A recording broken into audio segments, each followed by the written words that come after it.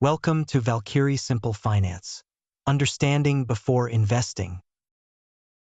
If you've ever looked at stock options, you've probably seen confusing terms like in the money, at the money, and out of the money.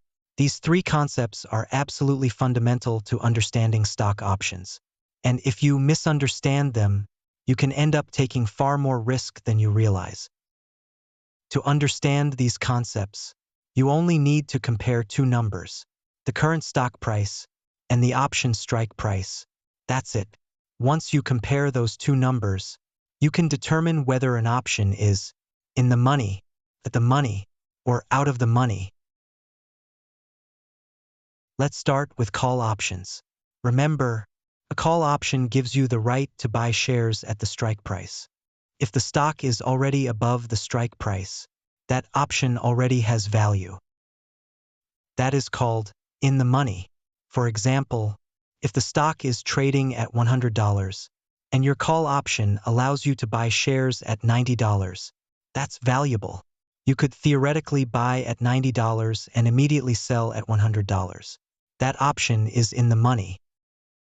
If the stock price and strike price are almost identical, the option is called at the money. If the stock is trading at $100 and the strike price is also $100, that option is at the money. If the strike price is above the current stock price, the call option is out of the money. For example, why would someone pay for the right to buy shares at $110 when the stock is currently available for only $100? That option currently has no intrinsic value. It only has potential future value.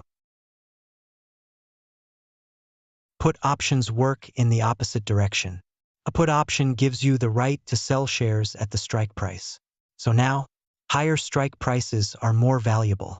If the stock is trading at $100 and your put option allows you to sell shares at $110, that's valuable.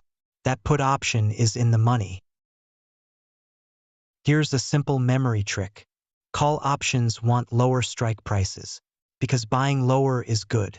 Put options want higher strike prices because selling higher is good. One of the biggest beginner traps is out-of-the-money options. They often look incredibly cheap, and beginners think, wow, I can buy lots of these. But cheap options are usually cheap for a reason. Out-of-the-money options have a lower probability of finishing profitably. Many expire completely worthless. As expiration approaches, out-of-the-money options lose value rapidly. This is called time decay. And many beginner traders lose money because they buy cheap out-of-the-money options hoping for huge moves that never happen. Imagine a stock trading at $100.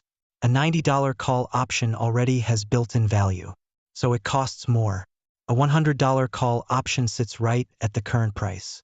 And a $110 call option requires the stock to rise significantly before it becomes profitable. That's why it costs much less. If you remember only one thing from this video, remember this: cheap options are often risky options, and understanding whether an option is in the money, at the money, or out of the money is one of the first steps toward understanding how options really work. In the next episode, we'll explain why options lose value over time and why expiration dates matter so much. If this video helped simplify stock options for you, subscribe and continue learning one step at a time.